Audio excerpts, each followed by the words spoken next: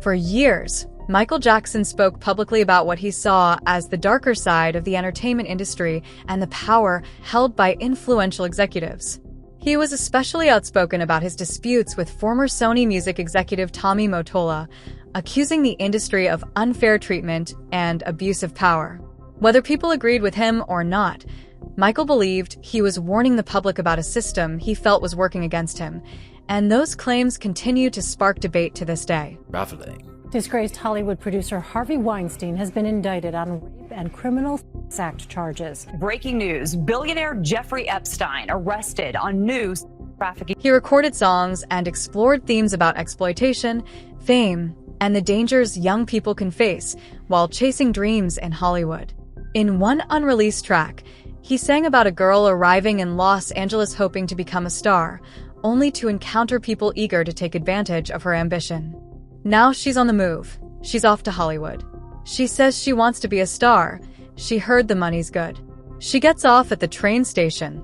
A man is waiting there. "I'll show you where the money is, girl. Just let down your hair." Looking back, many fans see these lyrics as a warning about the darker side of fame and the entertainment industry. Whether Michael Jackson was speaking from personal experience, observation, or artistic imagination remains open to interpretation. But one thing is clear: his music often explored themes of innocence, power, and exploitation long before these conversations became part of the mainstream. We could easily go into Universal and buy. We would own Jaws, E.T., Close Encounters, and that would allow us to do a Universal. Part of the Marvel channel can be not only the Marvel characters, but Marvel films.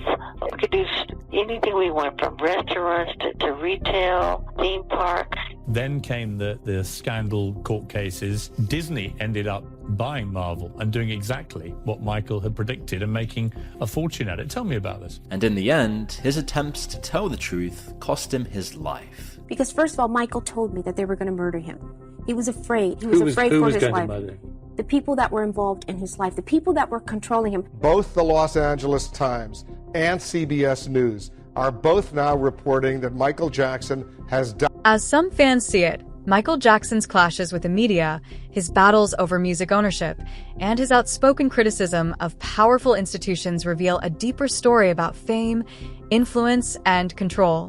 Whether you believe he was unfairly targeted, misunderstood, or simply ahead of his time, one thing is undeniable: his warnings about the pressures of the entertainment industry continue to spark debate and fascination decades later. And Tommy overwhelmed by the experience of seeing him perform. Sometimes, all Michael had to do was step onto the stage, and the crowd would erupt. As his career progressed, he increasingly spoke about themes of power, exploitation, and control within the entertainment industry. Songs like They Don't Care About Us, Money, and the unreleased Do You Know Where Your Children are explored inequality, greed, and the dangers facing vulnerable young people chasing fame. Some fans believe these songs reflected deeper concerns Michael had about the business side of entertainment. Others see them as artistic expressions rather than specific warnings. Either way, the themes have taken on new meaning as conversations about abuse, exploitation, and power in Hollywood have become more public. In later years, people revisited Do You Know Where Your Children Are?, a song about a young girl leaving home in search of stardom only to encounter danger and exploitation. Although the track remained unreleased during much of Michael's lifetime, fans have pointed to it as an example of how his music often explored uncomfortable realities long before they became mainstream topics of discussion. At the center of many of Michael's public battles was his feud with former Sony Music executive Tommy Mottola. In the early 2000s, Michael openly criticized Sony and Mottola, accusing the company of unfair treatment and arguing that artists deserved greater control over their work. Those accusations were strongly disputed, and Mottola denied wrongdoing, but the conflict became one of the biggest stories in the music industry. Then came a moment that fans still discuss today. In a grainy clip from 2003, Michael Jackson pauses during a public appearance. He looks out at the crowd and says, "And I really want you to hear what I have to say." Then he asks people to stop recording. For supporters, It was another example of Michael trying to speak openly about the pressures, conflicts, and power struggles he believed existed behind the scenes of the entertainment world. Whether you see him as a whistleblower, a misunderstood artist, or simply someone unafraid to challenge powerful institutions, one thing is certain: decades later, people are still debating what he meant and why his words continue to resonate. Court. Please don't videotape what I'm going to say, okay? Turn that off. He looks like he wants to warn the audience about someone he believes is dangerous. And you can almost sense his hesitation, as if he knows speaking out could come with consequences. I'm not supposed to say what I'm going to say right now. Michael Jackson then turns to his longtime feud with Tommy Mottola, the former Sony music executive. Michael publicly accused Mottola of abusing his power in the music industry and repeatedly criticized the way he believed artists were treated. He also referenced stories he had heard from Mariah Carey, who was previously married to Mottola. Carey has spoken publicly about feeling controlled and isolated during that period of her life, describing the relationship as restrictive and emotionally difficult.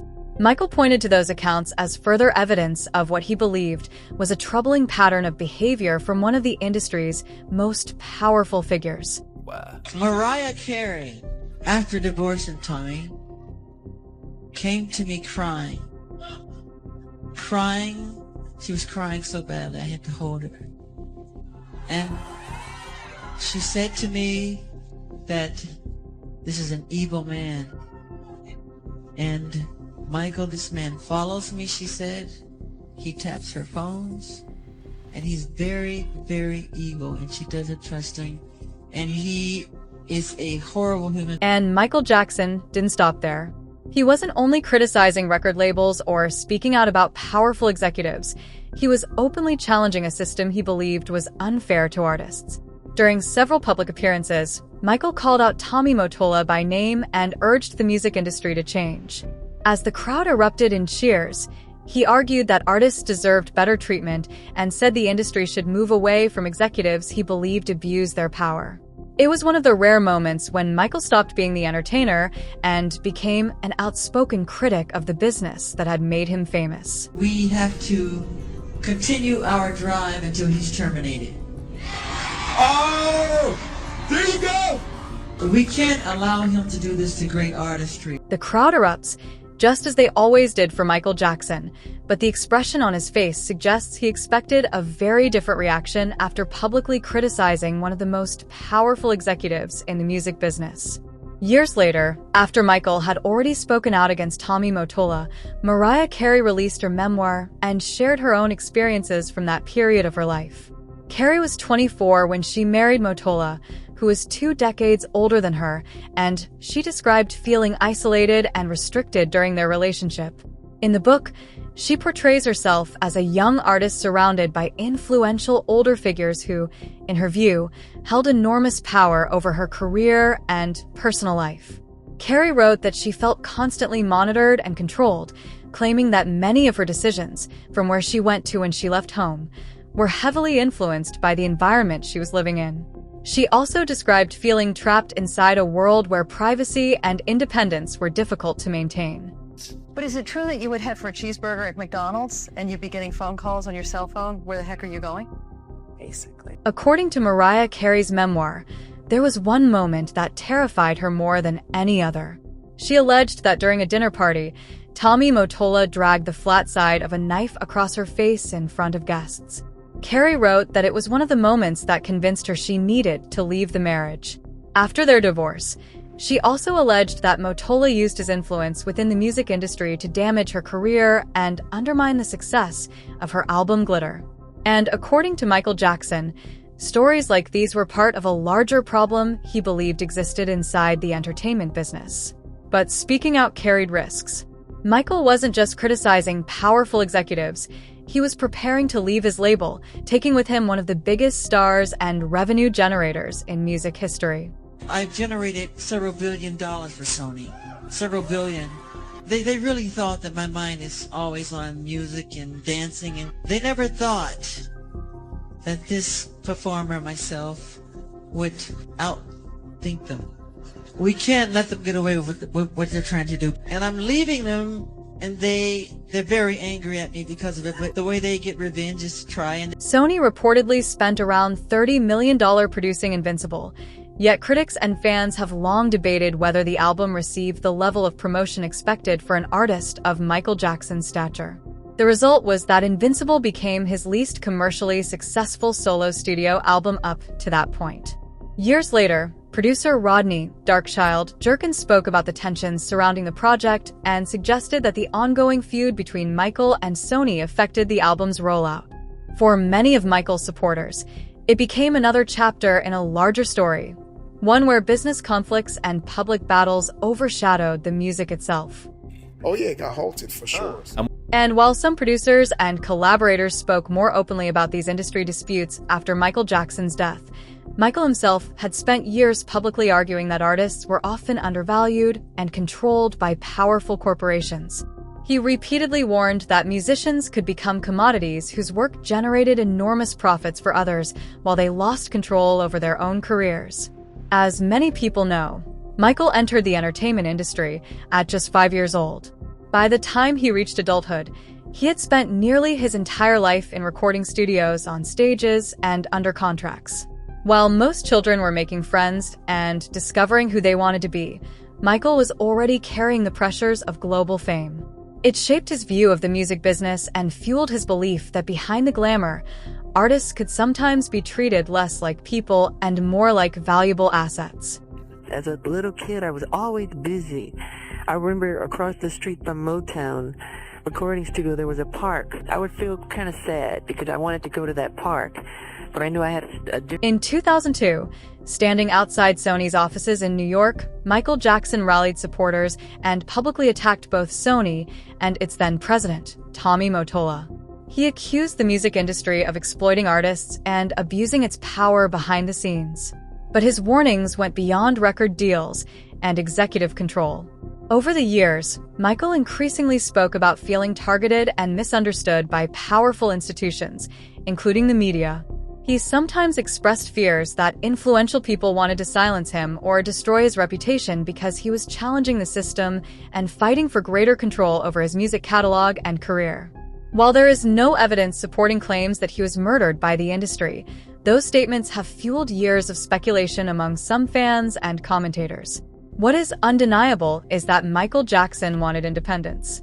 He was no longer willing to be just the industry's biggest star. He wanted ownership of his legacy, his music, and the empire he had spent a lifetime building. With him. And it's a huge catalog and very valuable.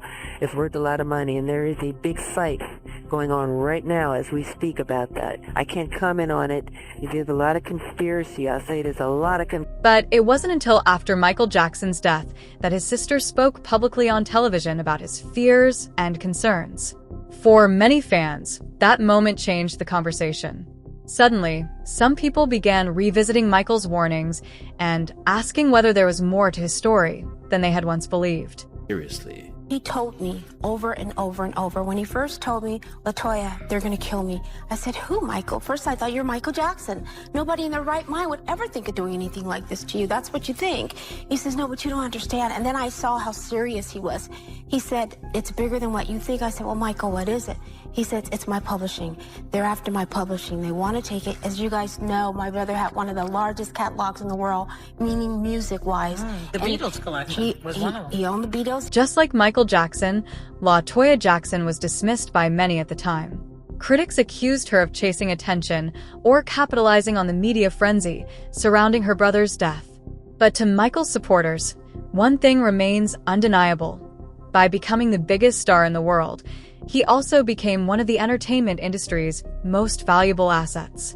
And they believe that when someone as powerful as Michael fights for independence, the system doesn't always let go easily. Some even argue it would rather see the empire crumble than allow its brightest star to walk away on his own terms. People come into your life, wiggle their way in, control you, manipulate, control your funds, your finances, everything that you have, and you must do what they tell you to do. And that's what... Somewhere inside the instincts he had developed since entering show business at just 5 years old, Michael realized that fame without ownership was just a gilded cage with a stronger lock. Remember how we mentioned that he understood the true value of music rights and entertainment assets? In 1985, Michael shocked the industry by paying $47.5 million to acquire ATV Music Publishing. The deal gave him control over one of the most valuable song catalogs in the world, including publishing rights to many songs by the Beatles and works from numerous legendary artists. At the time, many people didn't fully appreciate how valuable music publishing would eventually become. Even Paul McCartney had previously spoken to Michael about the importance of owning publishing rights, though he and Yoko Ono ultimately did not acquire ATV themselves. Today, the value of music catalogs is obvious. Decades later, artists like Taylor Swift would fight to regain ownership of their own music, famously re-recording her early albums after her masters were acquired by Scooter Braun. But Michael Jackson saw that future long before almost anyone else did. You probably don't know this, but most of your favorite artists do not own their work. The music industry is, But back in the 1980s, very few people understood just how much power came with owning music rights. Michael Jackson did. After spending his entire life as the talent while others controlled the business, he saw something everyone else missed. He understood that ownership was freedom. Fame could make you rich, but owning the songs could make you powerful. So when the opportunity came, Michael made one of the smartest business moves in entertainment history and bought ATV Music Publishing. It wasn't just an investment. It was his way of making sure that, for the first time in his life, he couldn't be owned by anyone else. You know, the trouble is, I wrote him for nothing. Right. And buying him back at these phenomenal sums, it's just... It rubs you the wrong. With the purchase came something even more valuable than money: influence. Michael Jackson now owned rights to songs that had shaped generations, giving him a level of leverage few artists had ever possessed. For decades, that kind of power had belonged almost exclusively to record executives, media moguls, and entertainment insiders. But Michael wasn't thinking like an artist anymore. He was thinking like an empire builder. People close to him have said he dreamed far beyond music. There have long been reports that Michael explored major business acquisitions and wanted to expand his influence across film, television, and other forms of entertainment. Rumors even circulated that he had shown interest in companies like Marvel and Universal, though no such deals were ever completed. Whether those ambitions could have become reality remains a matter of speculation. But one thing is certain: Michael Jackson wasn't satisfied with being the biggest star in the world. He wanted ownership, independence, and a seat at the table where the future of entertainment was being decided. We could easily go into Universal and buy. That will allow us to do a Universal Marvel channel, not only the Marvel characters, but Marvel films. We could do anything we want, from restaurants to retail, theme parks. Then came the scandal court cases. Disney ended up buying Marvel and doing exactly what Michael had predicted and making... He believed he could change the world.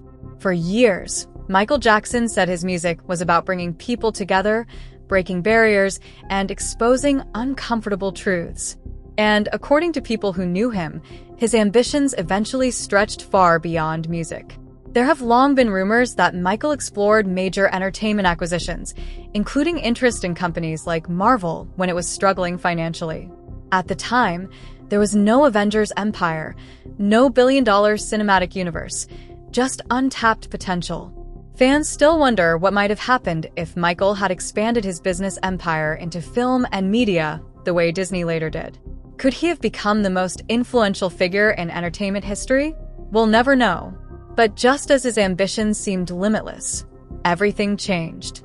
Then came the scandals. Overnight, they called me a freak. They called me a homosexual. They called me a... It's also worth acknowledging that Michael Jackson didn't always help his own case. His changing appearance unsettled many people, and some of his choices and public behavior drew intense scrutiny and criticism. The optics, at times, were undeniably difficult and fueled endless speculation. But throughout it all, Jackson consistently pushed back against his critics. He argued that many of the attacks against him intensified whenever he spoke about fame, power, or the darker side of the entertainment industry. To his supporters, That pattern wasn't a coincidence. It was evidence that his warnings deserved to be taken seriously. Whether people agreed with him or not, Michael Jackson never stopped defending himself or questioning the systems he believed held too much control. And decades later, the debates he sparked about celebrity, media, and power continue to resonate around the world. I want to set the record straight, that if people hear a lie long enough, people... But look at the timeline. Every time Michael Jackson makes a move against the industry, buying catalogs, publicly criticizing Tommy Mottola, or exploring deals that could have made him one of the most powerful figures in entertainment, the backlash seems to intensify. The accusations grow louder. The ridicule becomes more relentless. To some of his supporters, it wasn't just about destroying his reputation anymore. They believe powerful interests wanted his catalogs, his business ambitions, and above all, to silence his influence. They didn't want a man with his fame speaking openly or reshaping the entertainment world on his own terms. And this is where Michael arguably made things harder for himself. If there was one thing he was better at than making money, it was spending it. Sponsorships had dried up amid controversies and legal battles. Album sales weren't reaching their previous heights. Yet his lavish lifestyle remained. He borrowed heavily against his prized ATV catalog, but selling it was out of the question. So he needed a way to generate enormous amounts of money quickly. The problem? At 50 years old, exhausted by years of scandals and court cases, and dealing with serious health issues, the last thing Michael Jackson wanted to do was go back on tour. This will be my final show performances in London. This will be it. This is it. And when I say this is it, it really... 10 exhausting shows in a massive arena, under the gaze of the entire world, would have been an enormous challenge for anyone. But according to many accounts, the situation became even more overwhelming when the original plan for 10 performances expanded to 50. Even for a healthy artist in their prime, that schedule would have been grueling. For Michael Jackson, who is 50 years old, dealing with years of stress, legal battles, and ongoing health issues, it was an almost unimaginable burden. What was supposed to be a triumphant comeback suddenly looked like one of the most demanding undertakings of his entire career.